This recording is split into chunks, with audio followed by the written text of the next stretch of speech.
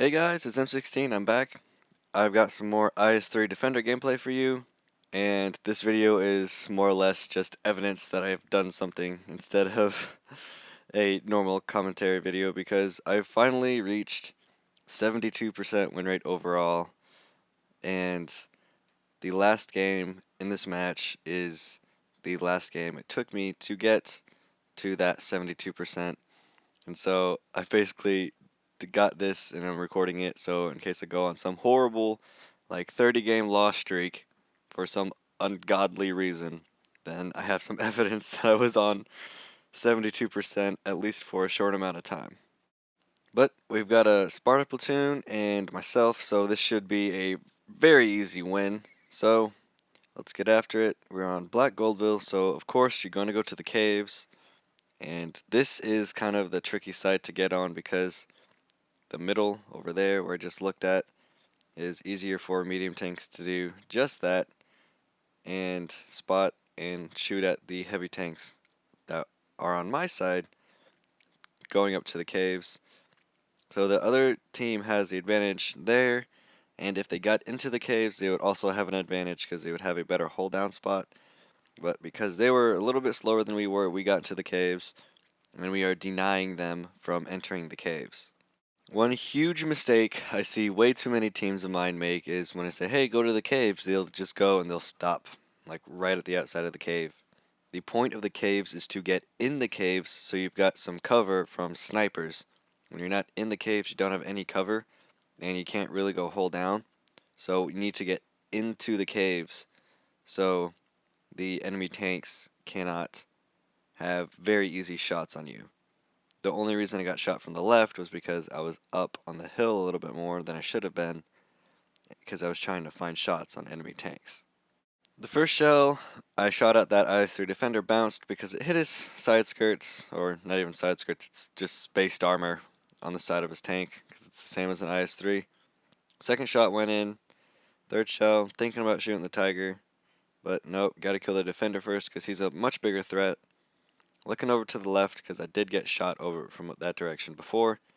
Haven't been shot again though, but I was angling my armor that way, so in case he did decide to shoot me again, I would probably bounce it.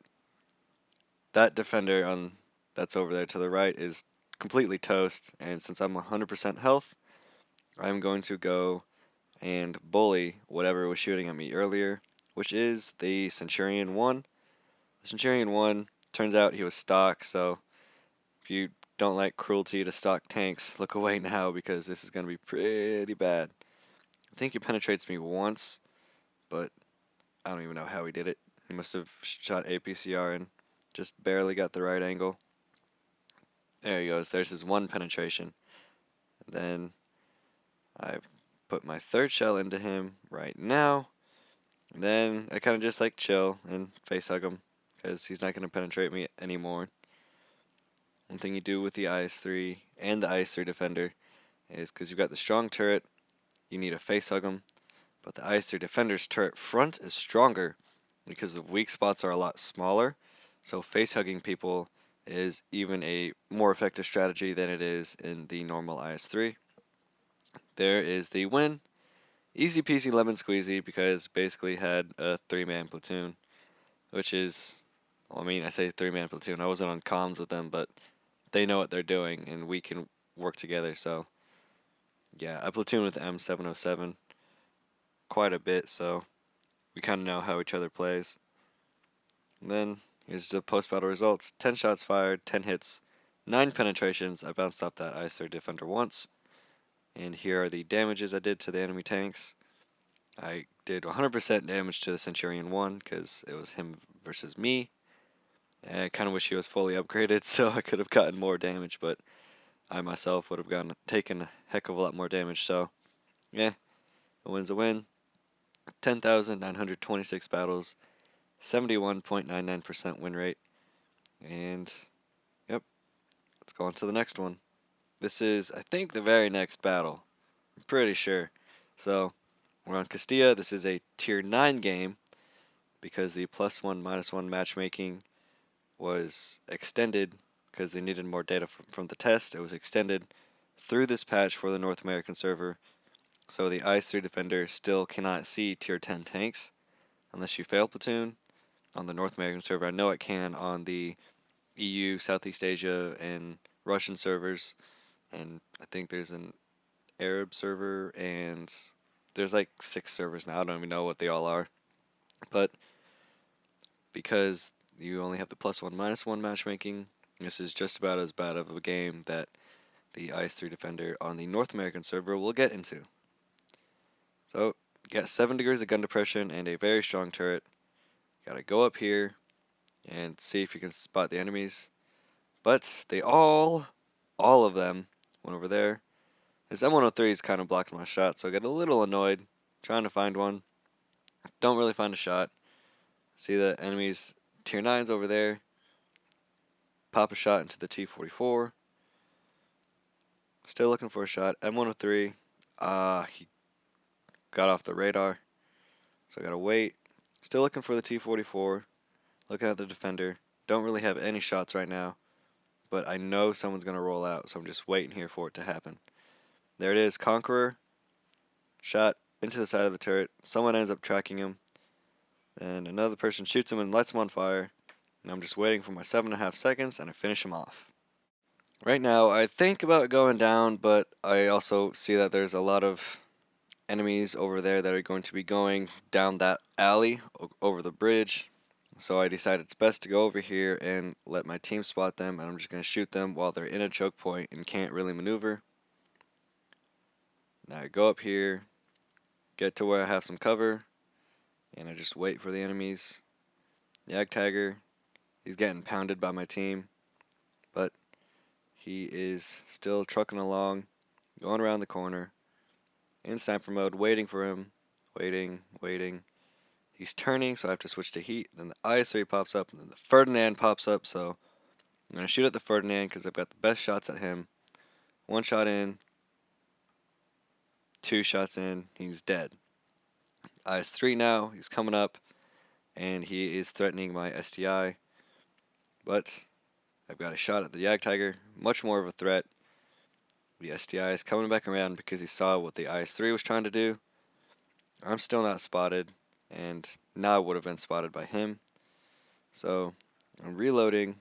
I don't have any more shots over there, so I'm just reloading. I know this STI is not going to die, but I just want to reload so I can get more damage in. But the STI ends up putting 1 more in, so I get a very low damage amount of only 146, which kind of sucks because it would have been better if I got 300 more damage, because I could have gotten 300 more damage from that 1 shot. And yeah, I'm just driving. I'm not going to make it there. There's no way in hell I'm going to make it there, but just going on a little stroll because I know that after this I should have a 72% win rate. Battle's finished. Post-game results, if they load. There they go. Only did about 2,500 damage, but that was the game that got me to 72% win rate. So I had to record it, I had to post it because it's evidence that I made it here. And if I go on a 30% or a 30-game loss streak and end up at 70%, I've got evidence that I was here, I did it, so you can't say I wasn't. And then, yep, 10,927 battles for the 72% win rate. Then I got 2,144 average damage per battle, 2868 for max experience. And here's just all the medals I've gotten. I've got 960 Top Guns, over 1,500 Confederates, 7 Raisins, around 250 Steel Walls, around 170 Defenders. Then here's some more of the epic medals: 62 Kolobanovs, 2 Nichols medals, 14 Oskins. Then we've got some almost 100 medals, 15 Orliks, 22 Hallinans. I've only got 1 Faden's medal, and that was in the Death Star. I ended up doing about 8k damage that game, and it was the game after I stopped recording. But yeah, here's some of the lesser medals, I guess. Then here are some more overall statistics.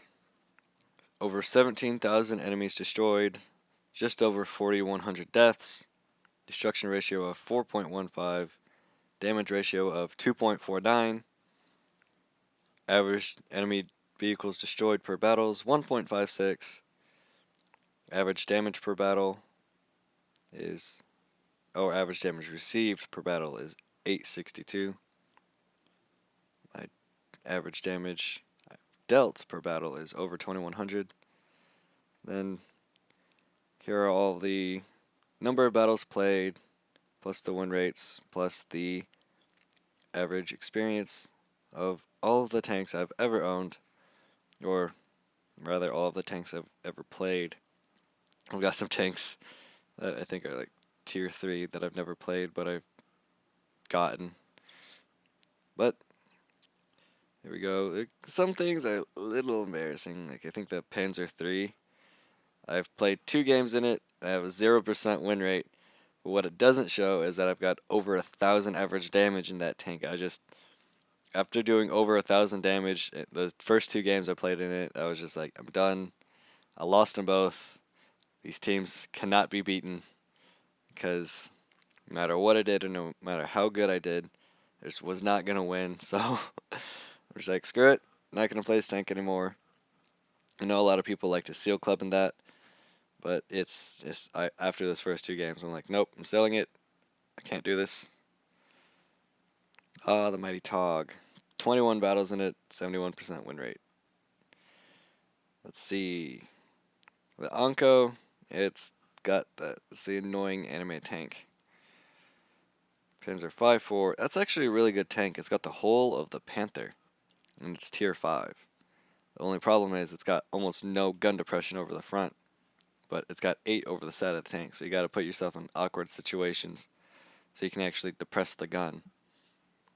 Keniyatsu, I won my first 21 battles in it, and then I got a draw the 22nd one because I couldn't kill Matilda to save my life.